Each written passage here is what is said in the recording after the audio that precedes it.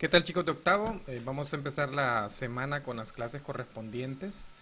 Estamos ahora entrando con este nuevo tema, con la nueva lección, que es la parte de congruencia de triángulos. Y la sección uno de esta parte, de esta lección, nos habla de la definición de lo que es una congruencia. Entonces hoy vamos a entender a qué nos referimos nosotros con la congruencia de triángulos.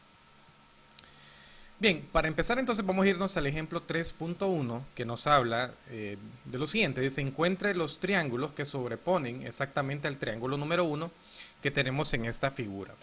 Lo que nos están diciendo es que yo tengo este triángulo número 1 y lo que voy a hacer es buscar dentro de todos estos triángulos, desde el 2 hasta el 8, triángulos que al colocarse encima del triángulo número 1 calzan exactamente con la misma medida que este triángulo.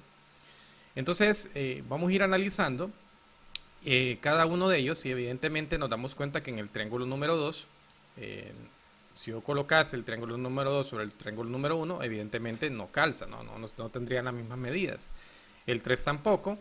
Sin embargo, ¿qué pueden observar ustedes con respecto al 4? Vean que si yo analizo esta parte de la base de este triángulo, vean que tenemos 1, 2, 3, 4 distancias o 4 unidades por ahí, y aquí lo mismo, 1, 2, 3, 4.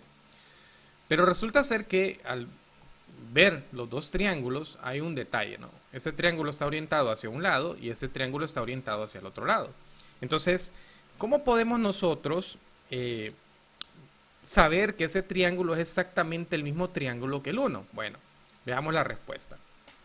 Tenemos el triángulo 1, entonces la idea es que nosotros vamos a colocar encima el triángulo 1 sobre el 4. Pero para hacer eso, nosotros lo que hacemos aquí es, imagínense que esta línea verde que tenemos por acá, funciona como un espejo, ¿no? ¿Qué tal si yo giro, sí, como que si fuera un espejo esta línea verde, y lo coloco encima del 4? Evidentemente, al hacer ese giro, como un espejo que refleja sobre el triángulo número 4, nos vamos a dar cuenta que este triángulo 1 tiene exactamente las mismas medidas que el triángulo número 1. Es decir, que aquí lo que existe se llama una reflexión, es decir, como un reflejo, como un espejo, ¿cierto? Y al tener ese reflejo, entonces nos damos cuenta que este triángulo 1 tiene las mismas medidas que el triángulo 4. Muy bien, entonces aquí ya descubrimos nosotros que el triángulo 1 es exactamente, tiene las mismas medidas de sus lados y ángulos que el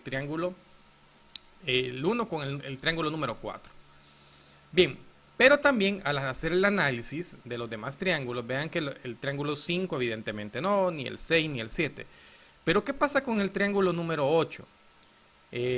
Si yo analizo un poquito el triángulo 1 y yo lo empiezo a rotar, a girar de esta forma, a girar, a girar, a girar, voy a llegar a un momento en que todo ese giro voy a llegar a tener este mismo triángulo 8 que tengo acá. Vean aquí, al hacer un giro de rotación de ese triángulo, nos damos cuenta que llegamos entonces a tener el mismo triángulo número 8 que tenemos por acá. Entonces, nosotros podemos tener triángulos que tengan las mismas medidas o con los mismos ángulos, tomando en consideración entonces que las medidas de los lados del triángulo, los ángulos de lo mismo, sean iguales. Pero para poderlo determinar, tanto en la primera parte como en la segunda parte, tanto para el primer triángulo de 4, el número 4, como para el triángulo número 8, lo que existe entonces para poder tener las mismas medidas, pues en este caso hubo una reflexión y en este caso estamos hablando que existe un giro, ¿no? Bien, cuando yo tengo eso, entonces que al superponer un triángulo encima del otro, donde tienen las mismas medidas de los lados, con los mismos ángulos, estamos hablando entonces que esos triángulos son congruentes.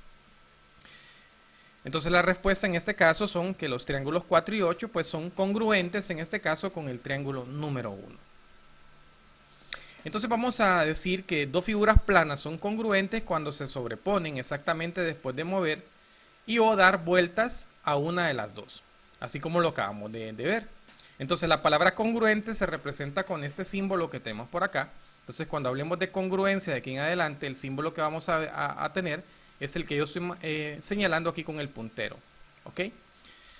Entonces nosotros podemos decir lo siguiente, ¿no? En el foquito del libro nos dice lo siguiente: después de estas transformaciones, pues evidentemente se llaman transformaciones de girar, voltear y deslizar, La forma sigue teniendo el mismo tamaño, ángulos y longitudes de lados. Entonces, lo que acabamos de hacer nosotros fue rotación, hicimos una reflexión.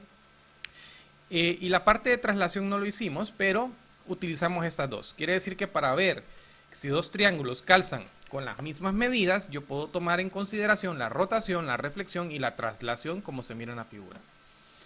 Para terminar este video, entonces, me van a hacer el ejercicio 3.1, donde dice, utilizando los triángulos del ejemplo 3.1, encuentre los triángulos que son congruentes al triángulo 3. Es decir, voy a regresar por acá.